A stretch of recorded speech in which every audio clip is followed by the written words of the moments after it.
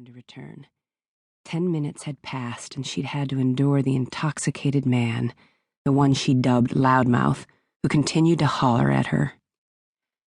Cheyenne noticed that he'd gotten louder as the minutes ticked by, probably due to the alcohol he was consuming.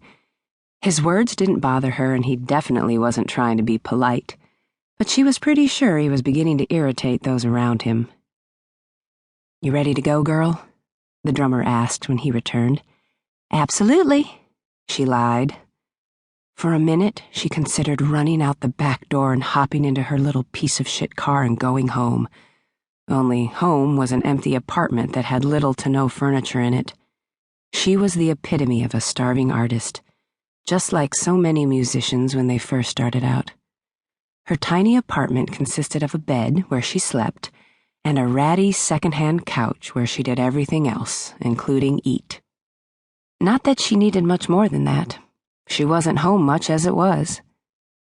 "What are you going to play?"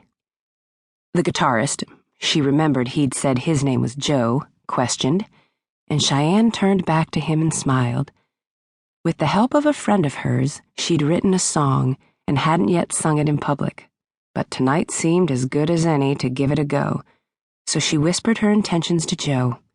She'd provided them with a copy of the music when she had arrived, so they were familiar with her request. When he informed the others and they gave her a thumbs up, Cheyenne swallowed hard. Turning back to the crowd, Cheyenne introduced her song. "This is just something I came up with one night. I hope you like it." Although the lights were still pointed at her, Cheyenne could tell that when she launched into her own song, heads started to turn. She knew it was good, but most importantly, the song was written specifically for her. It reflected the heartbreak that had been her life, and she knew there were others who could relate. 3 minutes later, Cheyenne brought the song to a close and grinned when a few people even applauded. "Good job, little girl. Now come on down here and show me what you're really good at," Loudmouth yelled. "That's enough."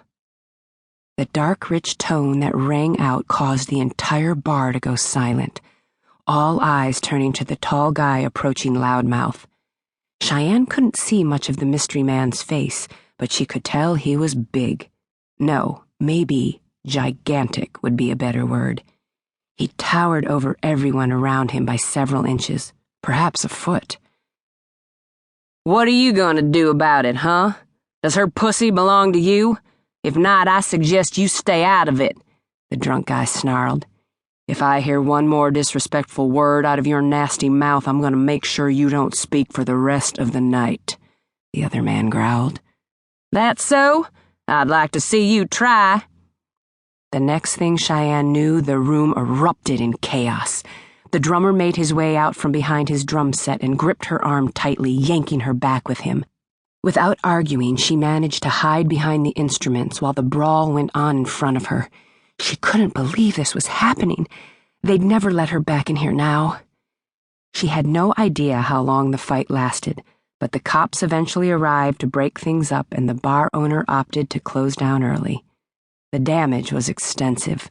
Chairs and tables broken, glass bottles shattered and strewn across the floor, alcohol in puddles throughout, glistening in the overhead lights that had been turned on.